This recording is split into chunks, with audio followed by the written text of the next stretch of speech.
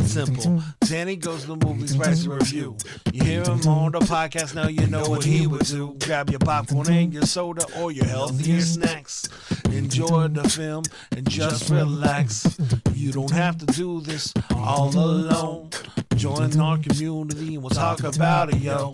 I scream, you scream for movies, and that's what we be doing. I scream, you scream for movies, and that's what we be doing. I scream, you scream for movies, and that's what we be doing. All right, everybody, welcome to I Screen, You Scream for movies for Sunday, March 19th. Shazam it, it's a raw feed. We are doing it live. I'm Danny Escamilado, your host of the show. And you guys just heard me say the magic word that usually I find it pretty funny to say because it's now in my head. But today's podcast episode, we are finally talking my least anticipated, but you know what? I think at the end of the day, it actually proved me wrong considering that many things to talk about. I'm talking today Shazam Fury of the Gods for this episode. So real quick, this is a sequel to 2019's Shazam, huge hit, and pretty damn fun movie. Now, this is a film I have not been looking forward to anticipate as a sequel. Now, I did not see Shazam way before, but I did get to see it the day before I go see the movie, Saturday, March 18th, I saw the first Shazam on HBO Max. Got a lot to talk about it.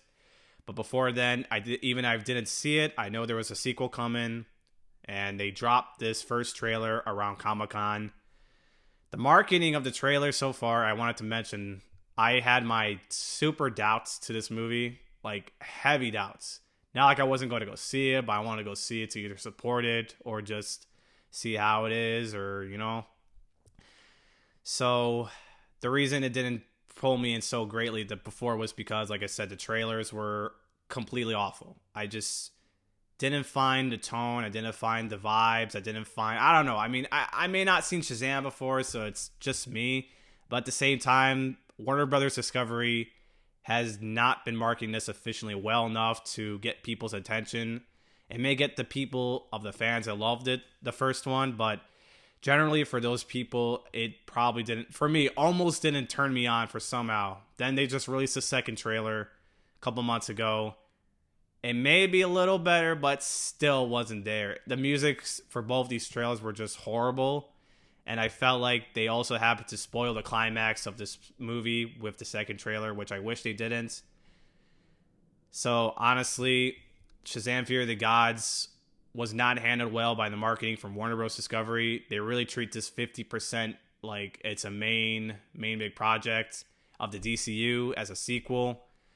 And there's just wasn't enough faith from them for some reason. Now, with the brass tacks, I like to go talk about Shazam and Shazam Fury of the Gods. So for this particular episode, I'm just going to compare the first and the second Shazam together and talk about my feelings to this movie and the last one. So I did see Shazam yesterday, if depending on when you listen to this podcast, but I watched Shazam on HBO Max.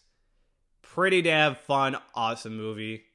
I'm not gonna lie, it's not like I didn't hate it. Like I said, I wasn't not into it. I just didn't have the enthusiasm back a couple years ago when they released it for movie going wise. I was ready to see, before I was even ready to see Fury of the Gods, I had to see the first Shazam. And honestly, it actually proved me wrong to what the second one is supposed to be really about. So actually, it was pretty good.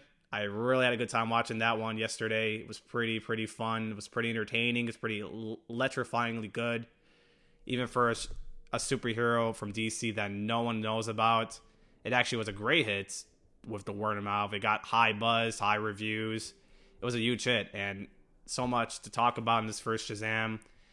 It had an amount of entertaining stuff. The action was entertaining. The humor was entertaining. The performances were entertaining. I gotta give Zachary Levi that. And just the light tone, of course, was entertaining. Pretty solid.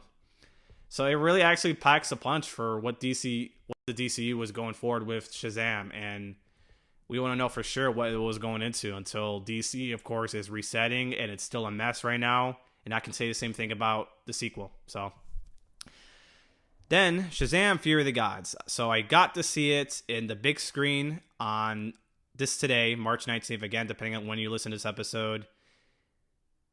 I can say it's the same quality as the first Shazam, which is a little flat as expected. So it's nothing crazy, nothing big, nothing major changing. Like I said, the sequel is just a sequel to its storyline of Shazam.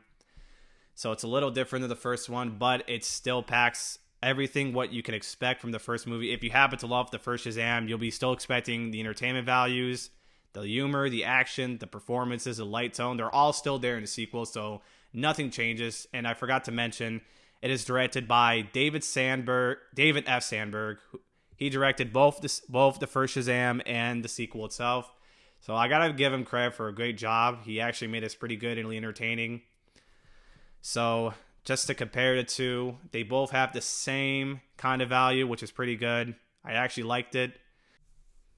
Now to contrast this a little between these two movies, for the sequel, the direction does seem odd, especially that, like I said, the DCU is resetting off its course, starting in a couple years with James Gunn running over to DC. And particularly, this is where we all wonder, is Zachary Levi is going to return as Shazam again, or just restart its own characterization with a new actor in the future, along with the Shazamily. That's what they call it, these characters from the last movie and then this one. And by the way, I do like the Shazamily. They're pretty awesome to see. I like that. It got me curious what the sequel was to these people, but until I have to watch the first movie, I totally understood it. So now that's going to be what I was going to say, the direction with how the Shazam's going to work with DCU. It's just going to restart. I'm very sure that Shazam is part of the chapter 1 of Gods and Monsters. I don't know. We'll have to see about that. So just to the direction from the sequel was just a little off to flat, especially the universe is changing, resetting, of course. So we won't know. We're probably never going to see Shazam again until a few more years later. So DC is in a big mess right now. And I can probably say, I don't think the plot was terrible, but Mark Strong was from the last movie who was played the villain. And there was a post-credit scene that related to him Community King and Alliance of a Calipator. That's the post-credit scene for the last movie. I'm surprised they didn't even carry that storyline to the sequel where he returns. It's strange. So instead, they just scratched off the post-credit scene and they just went with this new direction of characters that I think they were from the comics. So basically, it's about 3 female antagonists that are trying to get powers and get the staff and just blah blah blah. I don't know how to describe the story, but the Dragon Doe from the trailers, if they weren't so garbage, I do want to admit it was amazing. So I was going to talk about the dragon in a bit. So basically, I don't know how to describe the plot, but that's all I can say. It's the 3 female antagonists trying to gain some powers and then gaining a little objective to rule the earth, blah blah blah. So I just thought that the new story direction for the sequel was just off-putting, especially what they did for the post-credit scene was for nothing. So that's all I can say, really. I can't describe anything what else. But the performances-wise of these female antagonists, one of them is Helen Mirren, Lucy Liu, and Rachel Zegler. I thought 3 of them were a great job. I thought Rachel Zegler, though, is my favorite. I do want to admit. She's pretty cool in this movie. Helen Mirren, though, she's insanely good. But not as Lucy Liu, though. She is pretty insane, too. I have to give three of these performances that. And just the dragon, like I stated, it was pretty fun. I liked the dragon scenes for this movie. It got actually right to the second climax, to the second half, and then all the way to the third. It's actually pretty cool. I liked seeing this dragon. I thought it was well done with the VFX. I thought it was just cool. Especially they actually carried the same kind of VFX from the last movie. I thought it was just okay, so nothing too crazy. The dragon, though, was pretty fun. And a little out of context for the actors and actresses, I forgot about Djimon Hounsou. I think I say his name right. I don't know. Anyone can prove me wrong, but I can only say his name like that. So Djimon Hounsou was actually returned from the last Shazam movie. I thought he was thought he did a good job. I like his character, and especially the Shazamily. I like the chemistry of all these guys, including Billy Batson himself, who is also Shazam. So, I kind of hit something, but my bad. But yeah, it was pretty. They were pretty fun. They were pretty chemistrizing. I thought the humor along with that was pretty in the tone of these chemistries were just fun. The action was good. Like I said, it was, just everything about the first Shazam got really fun with the sequel. So you can expect a lot of that when you're about to go into the sequel like this. So pretty much then that's the same kind of Shazam. That nothing newly changed. Just the characters and the action and the story. That's it, pretty much. But then everything else is just the same, which made it flat pretty badly. And like I said, the DCU is resetting, so nothing's going into a new direction. Everything's being resetted. And I do want to not mention this spoiler, but one of the DC characters is in this movie towards almost the end. So I wouldn't just I'm not going to just say it, but I almost knew it coming when I find it out. I'm not going to say the name, but if you guys have, you probably know what I'm talking about. And then, yes, there is additional post-credit scene before the credits, and this is also surprising, but I thought that post-credit scene was a little dumb because, what the heck, the DC's resetting anyways. Actually, wait. Before I get proven wrong, I know Peacemaker is carrying still part of the DCU. So with James Gunn running in this, I'm sure he's going to continue, but for Shazam in that storyline, I'm not sure. So I don't want to say anything else, really. But yeah, really, that's all I got. I don't want to spoil anything else. But in conclusion, Shazam Fury of the Gods, well done. Not as great, like I said, but well done. Same value entertainment sequel that packs great amount of entertainment values like the first one. But again, nothing major changes, nothing big heading to the new universe. I think it's just going to just be let alone since James Gunn, Peter Safran, now running the show of DC. And speaking of DC, I forgot to mention Shazam Fury of the Gods was supposed to even come out, I guess, June of 2023, and then they moved it to December, where DC movies have been shifting around.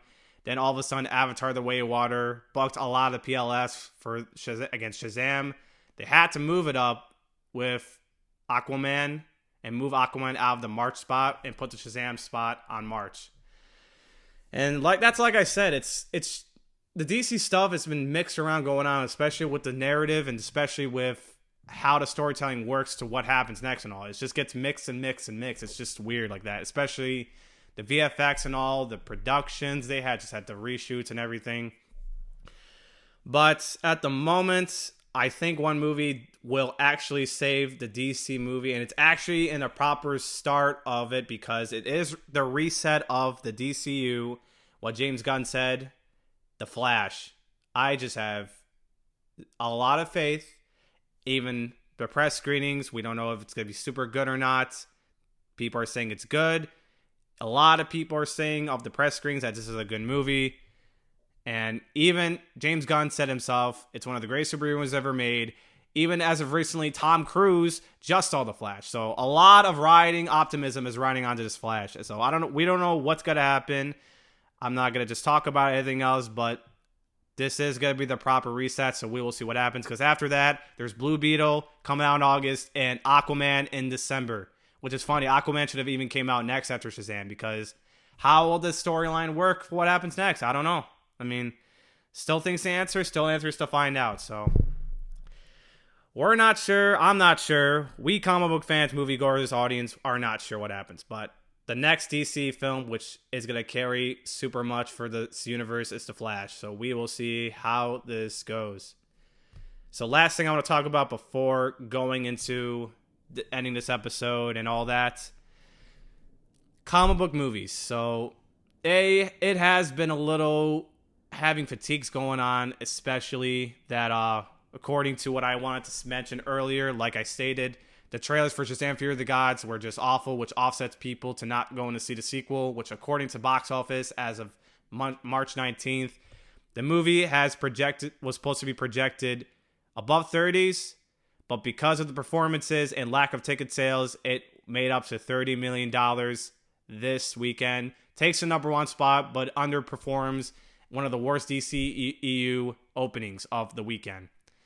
And it's unfortunate because I'm not going to lie. No disrespect to Shazam. Warner Bros. Just didn't give a shit about this movie. They put zero effort in marketing.